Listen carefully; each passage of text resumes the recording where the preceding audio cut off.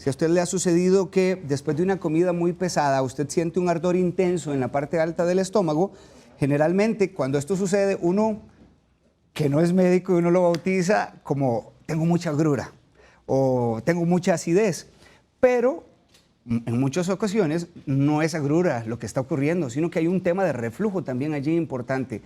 En Costa Rica estos dos padecimientos son muy frecuentes y tienden a confundirse si tenemos agrura o tenemos reflujo. Si esto se descuida, que es todavía lo más peligroso, porque como para todos es común decir, estoy un poco inflamado, tengo un poquito de acidez, lo dejamos pasar. Mucho ojo con esto, porque como le digo, si se descuida, podría en algún momento derivarse problemas más serios, complicaciones que puede ser más difícil manejar.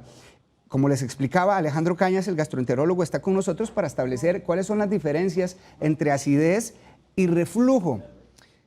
Y si usted tiene una consulta que realizarnos, envíenosla por favor al Facebook de Buen Día o también puede enviarle un video cortito al doctor grabado al número de WhatsApp que le aparece en pantalla 6087-7777. Ahora sí, de manera formal, doctor, bienvenido. Yo sé que usted estaba hablando ahora viendo ya a Roberto Carlos y usted decía, bueno, que creo que sus aficiones musicales son otras, doctor. Yo no soy muy musical, mi esposa es súper musical, mis hijos son súper musicales. Pero te había escuchado en algún momento hablar del rock o algo un poquito más alternativo. Sí. ¿Verdad? Pues, si no mal recuerdo. Un poquito, desde música trova hasta, me encanta rock y pero es otro tipo de...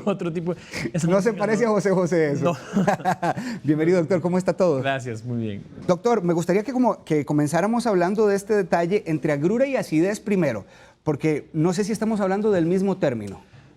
Es algo que usualmente tendemos a confundir y tenemos a confundir fácilmente. ¿Por qué? Porque se da en la misma área. Entonces a veces no sentimos realmente qué es la diferencia entre acidez, agrura, o sea, cómo es que funciona esto, ¿ok?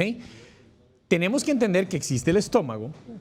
El estómago está, y ustedes imagínense lo que siempre llamamos la boca del estómago debajo de las costillitas, y vamos a tener un tubo que es el esófago que baja desde la boca hasta el estómago. Entonces, dependiendo de cuál de esas estructuras se vea más afectada, es básicamente lo que vamos a tener.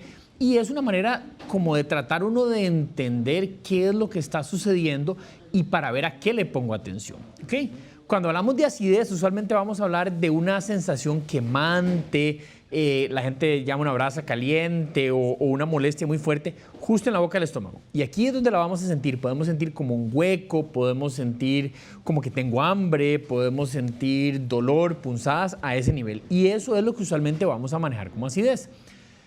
Después vamos a tener más allá lo que es, hablamos de agrura o reflujo, que en realidad la agrura es uno de los síntomas del reflujo.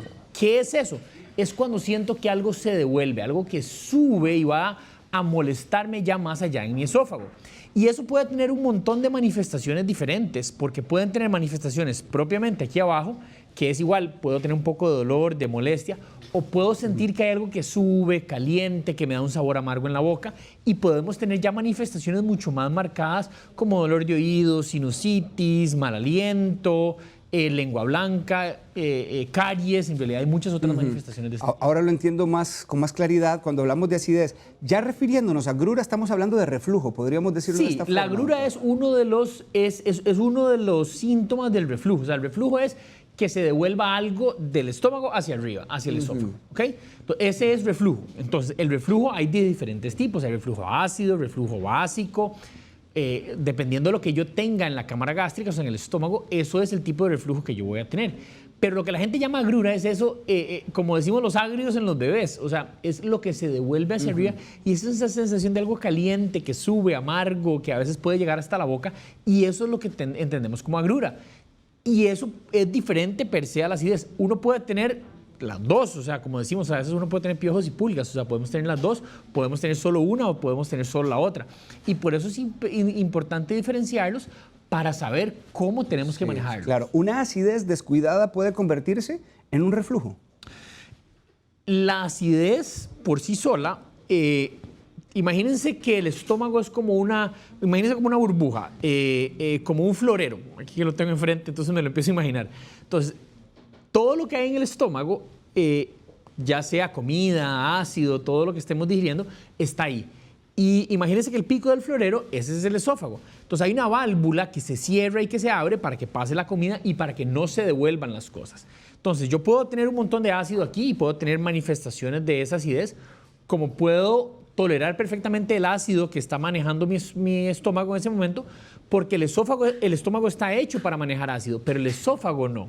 Entonces yo puedo tener un estómago que esté tranquilo, feliz, contento, pero donde esa válvula empieza a fallar, que se llama el esfínter esofágico inferior, esa valvulita donde se empieza a abrir, entonces el ácido o el contenido del estómago empieza a subir y empiezo a tener diferentes manifestaciones. Y entonces puedo pasar de una persona que vivía con acidez, que no se trató, no se manejó, no hizo las recomendaciones dietéticas o de estilo de vida, y entonces empiezan a tener no solo acidez, sino además tienen reflujo, ¿ok? Y entonces empezamos a tener manifestaciones, como dice uno, vamos de mal en peor. ¿Por qué? Porque usualmente las personas con reflujo, dependiendo de cómo lo manejen o si no lo manejan, van a tener más manifestaciones y cosas súper sencillas, bueno, como les he mencionado, o sea, ya más arriba como otitis, sinusitis, dolor de muela, lengua blanca, mal aliento, pero puede producirnos cosas como que nunca se nos ocurren, como es un mal dormir, por ejemplo. Las personas con reflujo, con agrura, van y no sé si se acuerdan aquel anuncio del señor que comía un montón y Demetrio, y la esposa llegaba y le decía, te pasaste, Demetrio. La gente a veces come mucho y se acuesta con la panza llena, y entonces donde empiezan eso, empiezan a reflujar. O sea, empieza a devolverse ese contenido, o sea, todo eso que está en la panza, en el momento que perdemos la fuerza de la gravedad, se empieza a venir para arriba. Y eso lo que nos hace es empezar a dormir mal, sin despertarnos y decir, uy, qué vacilón, me siento mal. Empiezo a tener estos chorros de ácido que suben hacia mi esófago y no me permiten dormir adecuadamente. Entonces, de un momento a otro, fuimos, salimos, comimos, me pegué una comidota, llegué a la casa, me acosté a dormir, al día siguiente es domingo, me puedo levantar tarde, y se levanta tarde y durmió 8 o 9 horas y se siente agotado, y eso es porque realmente estuvo acostado en la cama 8 o 9 horas, pero nunca durmió, porque el mismo reflujo lo pasó despertando. Entonces la gente que refluja a veces pasa muy cansada y ni siquiera se dan cuenta del por qué, ¿verdad? Dice usted la palabra comidota y por allí va la pregunta que quería generarle, doctor. Si siempre la acidez y el reflujo son producto de comer y beber en exceso. No solo de comer y beber, ese es uno de los factores y uno de los pilares de que esto pues suceda. Obviamente, y yo siempre le digo a los pacientes que no es lo mismo, y los alimentos tenemos que entenderlos por los alimentos per se, o sea, cómo son los alimentos. No es lo mismo comerse una papa hervida en agua con sal que comerse un chifrijo. ¿Ok? ¿Por qué? Pues son cosas totalmente diferentes y no es que a mí me cae mal el chifrijo, no, es que el chifrijo es obviamente muchísimo más pesado que una papa, y eso le va a caer más pesado a cualquier persona. Obviamente hay personas que tienen mayor tolerancia a algo. Si yo pongo aquí en bicicleta a Andrea Amador a subir el Cerro de la Muerte, o vamos Omar y yo, y probablemente Andrea nos va a ganar. ¿Por qué? Porque su condición le permite hacer eso. Es igual, hay personas que su condición le permiten asimilar mejor ciertos alimentos, pero hay otros que no. Entonces, ¿qué pasa? Cuando nos vamos y nos pegamos una comidota, cuando comemos entonces comida grasosa, comida pesada, donde voy a comer una cantidad de proteína muy grande, entonces a veces digo, no, pero yo estoy comiendo súper bien y voy y me como media vaca, eso obviamente me va a durar más tiempo en el estómago y me da más posibilidades de que yo tenga acidez, agrura o reflujo, ¿verdad? ¿Qué es lo que va a suceder entonces? Yo tengo que preferir alimentos que sean más fáciles y más suaves de digerir.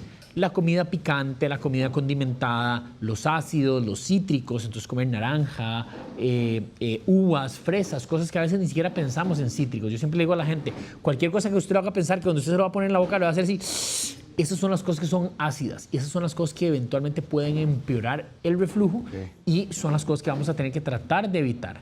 Y estas son cosas importantes que tengamos, Omar, no son para el resto de la vida, son mientras que tengo síntomas. Una vez que yo me compenso porque me ordené, tengo derecho a pecar de vez en cuando. Suelo escuchar mucho, doctor, a las mujeres embarazadas hablar de agrura, que sufren mucha agrura, que tienen eso como síntoma, casi que como un reflujo.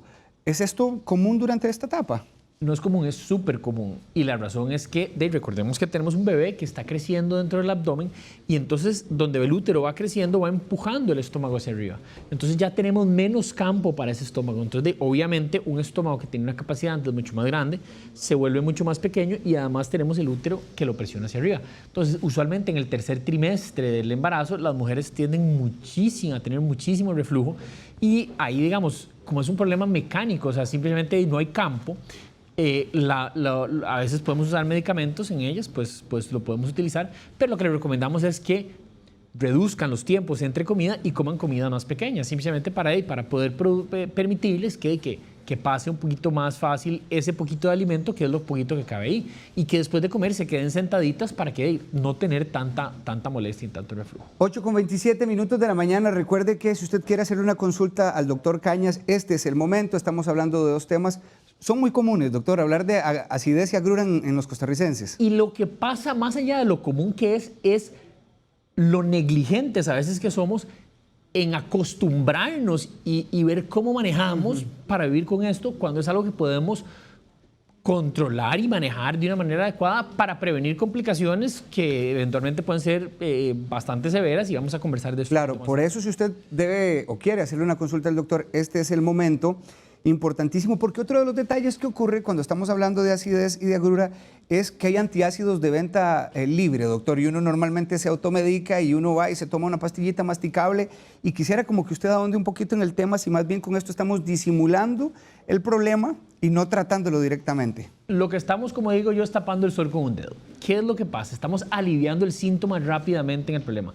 Pero cualquier persona que ha pasado y compra un antiácido en la farmacia o en el supermercado y se lo toma, se da cuenta que se toma el antiácido y 1 o 2 horas después otra vez está con la misma sintomatología. ¿Por qué? Porque esto es un medicamento de un tiempo muy corto que lo que hace es neutralizar el ácido que hay en ese momento. Obviamente, en el momento en que cae el antiácido, el estómago sensa que hay un antiácido y lo que va a tender a hacer es a generar más ácido. ¿Okay? Entonces, la razón por la que a mí me duele o por la que yo tengo sintomatología es porque el esófago y el estómago se queman. ¿Okay? El ácido del estómago tiene un pH entre 1 y 2. ¿Okay? Eso es como tomar ácido de batería todos los días. Si usted alguna vez le ha cambiado la batería del carro y le ha caído un poco de batería en el zapato o en la media, se le hace un hueco. Imagínense lo que es vivir con eso todos los días nosotros en el estómago. ¿Okay? Entonces, cuando el estómago o el esófago se queman, esa es la razón por la que yo siento esta molestia. Cuando yo me tomo ese antiácido, yo neutralizo ese ácido que está ahí en el momento y eso me hace sentirme bien. Pero voy a hacer una analogía que siempre me sirve mucho. Eso es como cuando usted está en la playa y de un momento a otro le está pegando el sol y usted dice, me estoy ardiendo, y va y se mete en el mar o se mete en la piscina o se echa agua y se le quita la molestia. ¿Okay? Usted lo que está haciendo es quitando el síntoma, o sea, se le está quitando ese dolor que siente tan fuerte en los hombros, pero no se está dejando de quemar, igual se está pegando la ardida del siglo, ¿verdad? Claro. Entonces, eso es lo que usualmente hacemos con estos antiácidos. Entonces, vamos, lo que hacemos es ir a meternos al mar, donde igual me está pegando el sol, pero claro, en la noche es donde digo, o sea, donde se acuerda uno y dice, uy, está uno achicharrado, sí, que no se puede uno poner ni la camisa. Me llamó mucho la atención que usted mencionaba la lengua blanca, doctor, como un síntoma de reflujo. Claro. Siempre la lengua cuando se torna de este color es porque estamos padeciendo reflujo y no nos damos cuenta. Hay otras causas, obviamente, puede haber sobrecrecimiento de cándida y diferentes cosas, pero la causa más común es reflujo. Y usualmente es en las mañanas. La gente dice, doctor, si yo me levanto en la mañana y tengo la lengua blanca, me voy a lavar los dientes y la lengua súper blanca. ¿Y eso por qué sucede? Si usted alguna vez ha hecho ceviche, y esto es el ejemplo que también siempre uso, cuando usted pone el pescado es rosado. Y cuando usted le pone limón, el pescado se torna blanco. Eso es porque se quema en el ácido, se cocina en el ácido. La lengua es rosada, la lengua es rugosa, y si ustedes se ven la lengua tiene un montón de bordecitos. Cuando uno duerme y está reflujando o tiene ácido, ese ácido va a subir hasta la boca y va a quemar la lengua. Y entonces la pone blanca, igual. La cocina como si fuera un ceviche. ¿Y qué es lo que pasa? Al cocinarla, además, la otra cosa que pasa, donde la vemos blanca, las celulitas de la lengua van a caer entre este montón de ranuritas que tiene la lengua. Y entonces ahí las bacterias van a hacer fiesta. Y entonces es la gente que empieza a tener mal aliento por reflujo, porque donde están todas esas células muertas ahí, las bacterias las están descomponiendo, va a tender a generar un mal olor en la boca. Doctor, le pregunta Yalena Noguera, dice ella que hace unos días viene con una tos muy recurrente, sobre todo esto se detona cuando está comiendo algunas comidas, por ejemplo, como harinas. Y quiere saber si esto podría ser reflujo, el hecho que esté presentando tantos cuadros de tos. Claro que sí, y cuando tenemos tos asociada a los alimentos en personas que no tienen incoordinaciones o cosas así, muchas veces lo que tenemos que pensar es que tenga que ver con reflujo. La gente que pasa aclarándose la garganta, los que pasan haciendo así, es porque reflujan, de nuevo, y les da tos, y la tos empeora porque donde el ácido sube, cae, o sea, recordemos que la tráquea y el esófago están uno a la par del otro, entonces donde sube el ácido, cae un poquito en la vía aérea y entonces produce, es la tos que uno ve a la gente que tose a cada ratito. Y eso usualmente puede ser muy, muy relacionado con el reflujo. Las harinas y las azúcares especialmente aumentan la cantidad de ácido que produce el estómago. Entonces también van a tender a darme más reflujo. Entonces usted va y se siente y se come unas galletas de mantequilla y después de eso va a estar pues, con reflujo en forma importante. María Rodríguez quiere saber la relación que existe entre acidez y reflujo, con la hernia hiatal, doctor. Es una excelente pregunta. Y es muy importante entenderla porque es una de las cosas que más tienden a hacer. Cuando la gente oye o se hace una gastroscopía y oye que tiene una hernia hiatal, como les digo yo, solo falta que ir a tatuarse que diga hernia hiatal. La hernia hiatal es un deslizamiento. Si yo veo el estómago, o sea, está el diafragma, que está así, el estómago está aquí abajo y el esófago está aquí arriba. El estómago es como una bolsa y entonces el estómago, donde entra en el abdomen y no en el tórax básicamente lo jala todos los días cada vez que uno respira. Entonces la hernia hiatal simplemente es un deslizamiento, es un pedacito de estómago que se desliza hacia el tórax. Bueno, la hernia más común que es la hernia por deslizamiento, hay otra hernia diferente, pero la hernia por deslizamiento es que se desliza hacia arriba y donde se desliza hacia arriba hay un pedacito de ese estómago que va a quedar dentro del tórax. Uno respira porque uno hace presión negativa. Cuando yo hago así, no es que yo jalo aire, es que yo expando mis pulmones, eso genera presión negativa y el aire entra a mis pulmones. Eso también está jalando mi estómago y está jalando el contenido del estómago. Entonces, si yo ahora hay un pedacito de estómago que tengo dentro del tórax, con más facilidad voy a tender a jalar contenido hacia arriba. Y si ese esfínter, esa valvulita está arriba ya en el tórax, con más facilidad se va a abrir, va a ser incompetente, o sea, no va a funcionar bien y entonces puede reflujar muchísimo más fácil. Entonces, cuando la gente tiene hernia hiatal, tiene más posibilidades de reflujar, ¿ok? Más posibilidades, o sea, es un factor que ayuda a reflujar. No todas las personas que tienen hernia hiatal tienen reflujo, ni todas las personas que tienen reflujo tienen hernia hiatal, ¿ok? La hernia hiatal no es la causa del reflujo, la hernia hiatal es una cosa que ayuda a que yo refluje. La causa es ese esfínter que está flojito, pero cuando yo tengo hernia hiatal tengo mayores posibilidades de reflujar. Ayer que hablaba que íbamos a desarrollar este tema, doctor, la persona con la que le compartía el tema me decía, me interesa mucho porque estoy presentándolo. Me llamaba la atención que tiene 30 años. ¿A partir de qué edad ya uno podría esperar tener síntomas de reflujo? ¿Y quiénes son más propensos a presentarlo? El reflujo lo podemos presentar en cualquier momento. Obviamente hay causas diferentes. El bebé chiquitito que tiene reflujo por inmadurez, por ejemplo, o la persona grande que tiene reflujo. Pero uno puede tener reflujo en cualquier momento de su vida. ¿Quiénes son las personas que son más propensas a tener esto? Obviamente, y digamos, hablemos de estilo de vida. La gente que come mal, la gente que es más estresada, la gente que duerme menos. Pero también la gente que, por ejemplo, tiene sobrepeso, las personas que están embarazadas. ¿Por qué? Porque, de nuevo, es una cosa mecánica. Si yo estoy más gordito, más empujo mi estómago hacia arriba, entonces mayor facilidad voy a tener para reflujar, ¿ok? Entonces, son de las cosas que yo puedo fácilmente cambiar.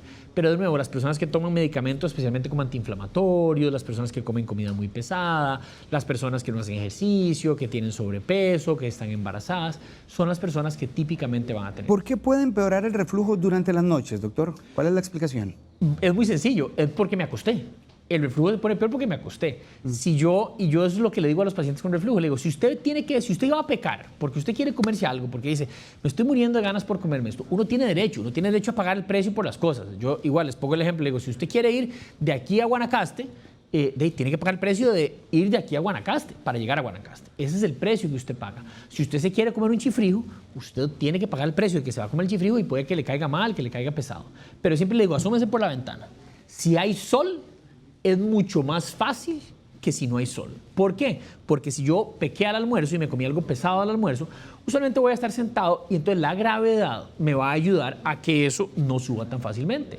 Pero es diferente. Viernes en la noche, salí con los amigos, salí con mi esposa, nos vamos, nos sentamos, nos comemos una comida pesada, llego a la casa cansado de una semana difícil y me acuesto, pierdo esa gravedad y ¿qué es lo que pasa? Todo ese contenido en el estómago empieza fácilmente y se me para arriba. Entonces voy a tener muchísimo más sintomatología. Y eso pasa mucho con las personas que cuando se acuestan, 1 o 2 horas después de acostados se levantan tosiendo, molestos, porque ya es donde se quemaron. De hecho, es lo que dice esta televidente, Adriana Vargas. Me sucede que cuando estoy acostada, dice, de un momento a otro, me ocurre lo que usted está mencionando, doctor. La acidez comienza, pero sube hasta que incluso le produce vómitos. Y eso le sucede aún estando despierta. Tiene que dormir medio sentada. Aprovecho el caso de Adriana para que usted nos explique entonces cuál es la forma correcta de dormir en caso de padecer reflujo. Porque dice, duermo medio sentada y esto me pasa en cualquier momento.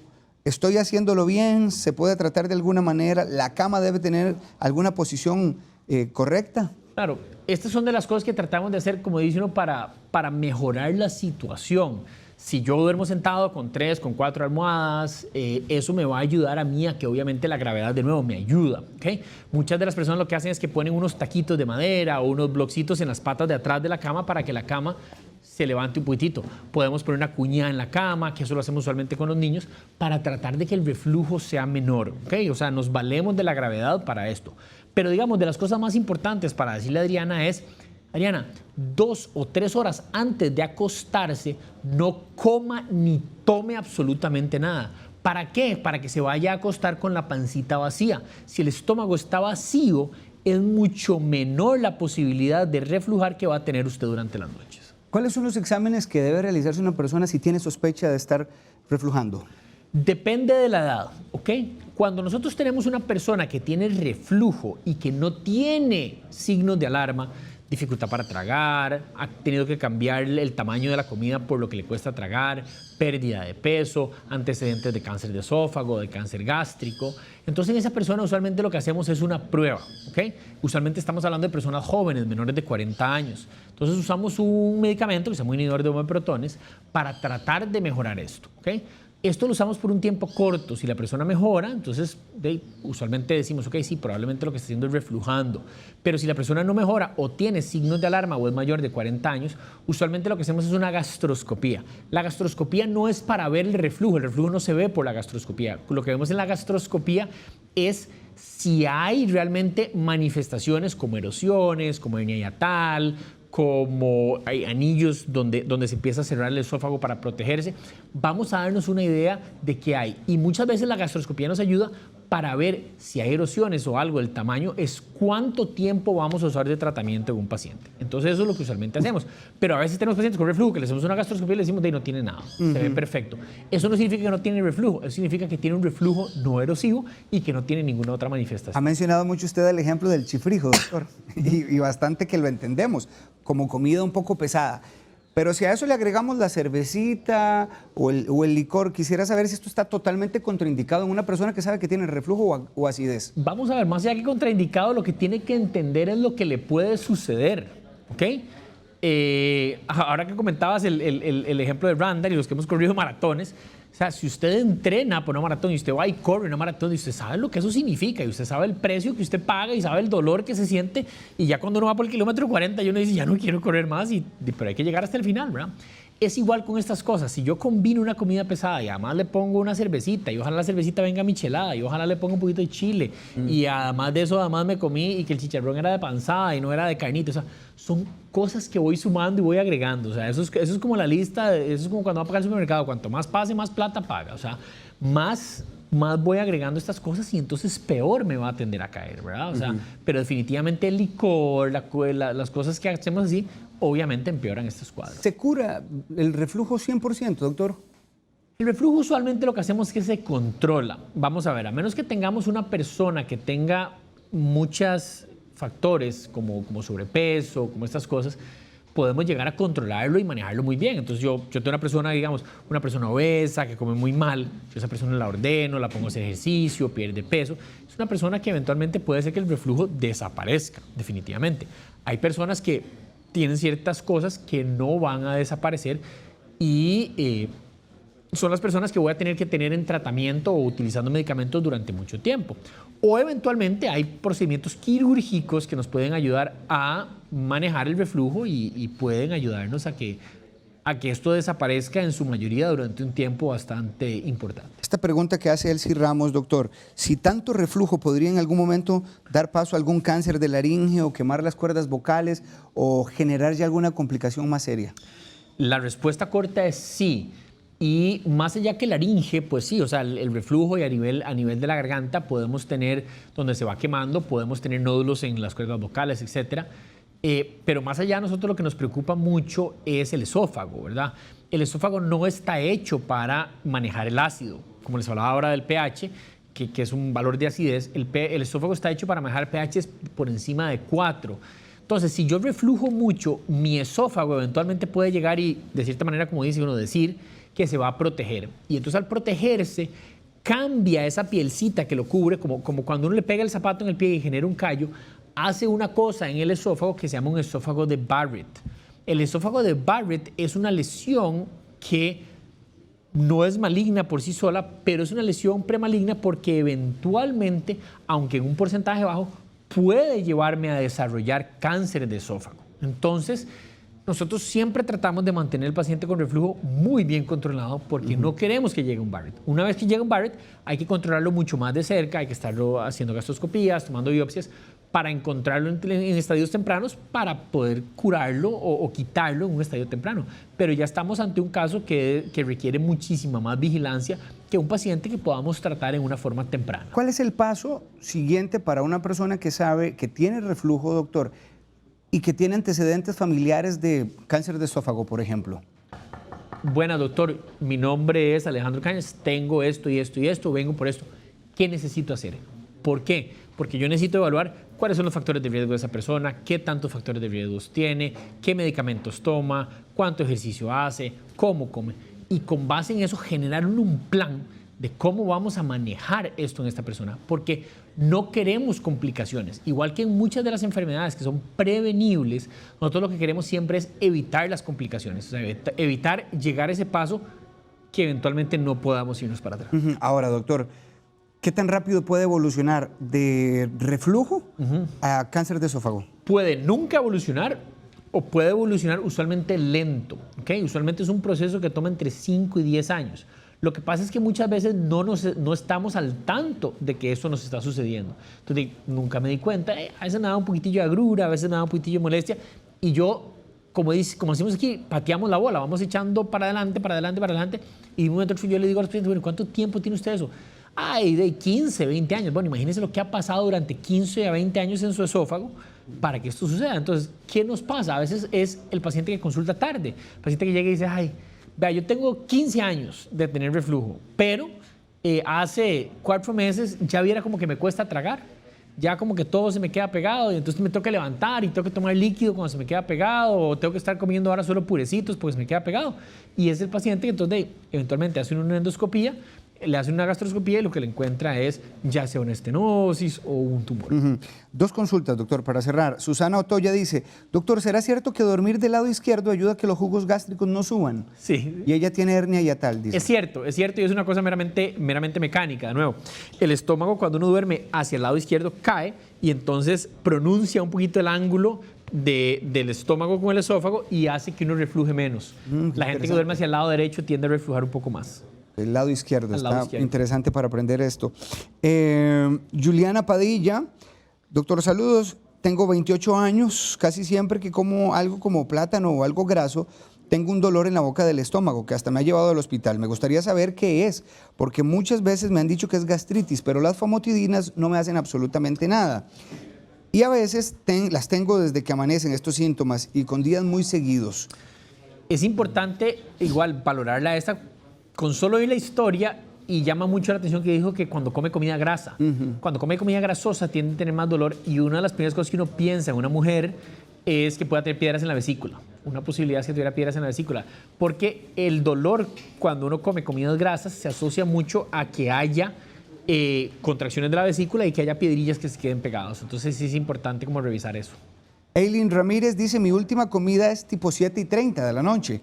Amanezco todos los días con náuseas. No es embarazo. La doctora me explicó lo del esófago que acaban de explicar ustedes y me envió medicamentos, pero no quiero depender de ellos. ¿Qué otra sugerencia me puede dar? Dice.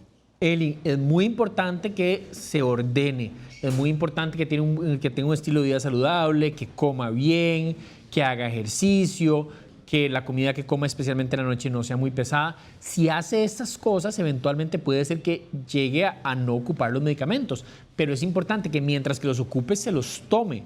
de ahí en adelante, como le digo, o sea, es una cosa muy importante el estilo de vida para estar seguros de que usted vaya a estar muchísimo mejor. Erika Coto dice, doctor, a mí me lo generó un antibiótico y me gustaría mucho que usted nos hable acerca de lo que un medicamento utilizado por largo tiempo puede ocurrir. Dice, desde allí la acidez ha sido terrible. Dicen que es cosa de la edad. Yo tengo 34, soy celíaca. Pero dice que lo que le despertó eso fue el uso de un antibiótico. No, 34 es una chiquilla, es una carajilla.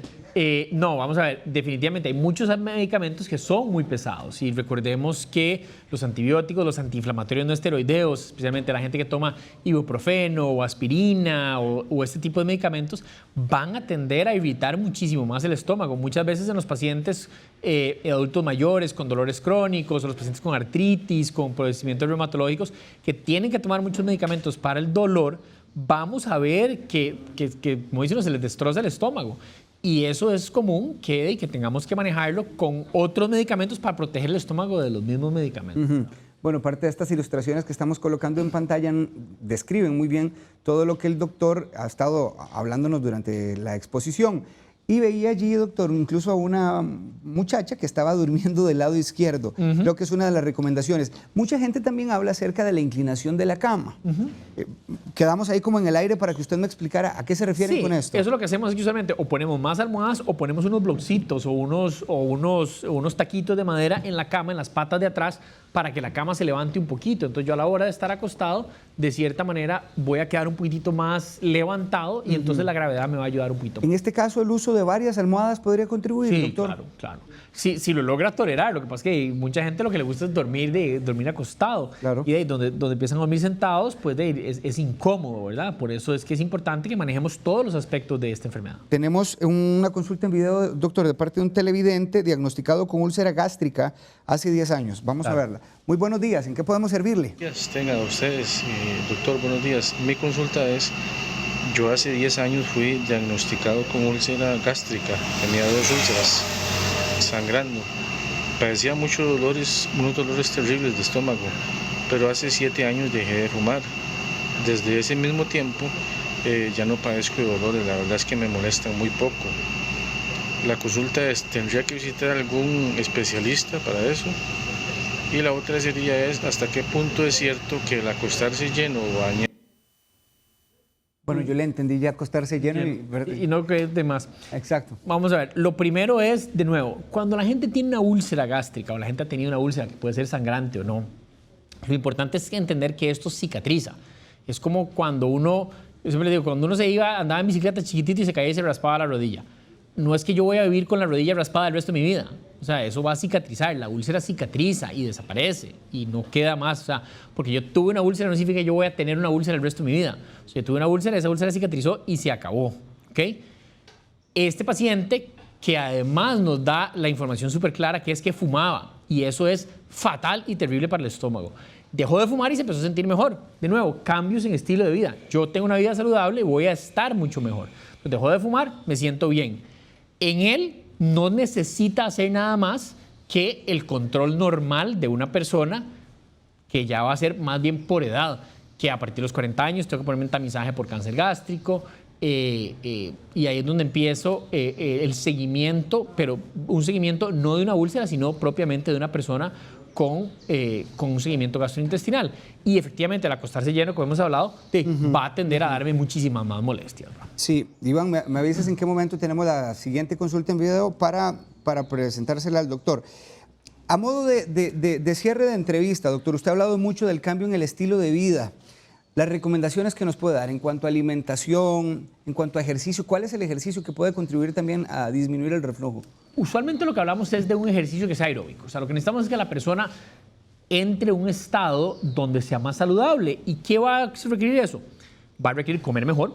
Entonces, usualmente lo que le decimos a la persona es no pase un montón de horas sin comer, que esté comiendo cada 2, cada 3 horas, porciones pequeñas, no tiene, como decimos aquí, no tenemos que atiborrarse, no tiene que quedar lleno, o sea, no tiene que comerse todo lo que tiene que comerse, sino que porciones pequeñas, pero de una forma más frecuente.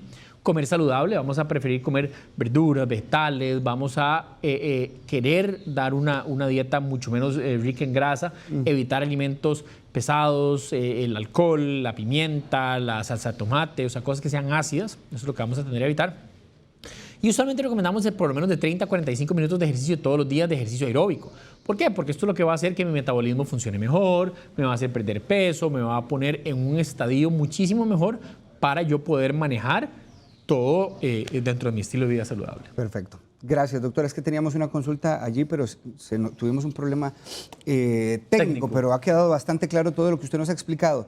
Alejandro Cañas, gastroenterólogo. Ya ustedes lo conocen, el doctor explica con una claridad increíble. Le invito a que usted repase el tema dentro de un rato en nuestro Facebook. Ayer nos decía María José que ya a partir de la 1 está el link en el Facebook, pero dentro de un ratito usted lo encontrará también en la plataforma que es teletica.com, porque me parece que es un tema importante para revisarlo. Los datos del doctor, 2208-1440, y es donde usted puede llamarlo. Allí tiene el número 2208-1440 en Facebook y también en Instagram. Usted lo encuentre como dr.alejandrocanas, no Cañas, Canas. El doctor es Cañas, pero no existe la ñ en inglés. pero ustedes lo encuentran con Canas. Digo, en el correo, cualquier cosa, ¿verdad, doctor? Y también en el pelo. Y el correo también le ofrece el doctor es alecanas@aya.yale.edu, así como lo acabo de leer. Doctor, muchas gracias. Con muchísimo gusto. Ha sido un tema muy interesante. Feliz martes. Gracias, igualmente.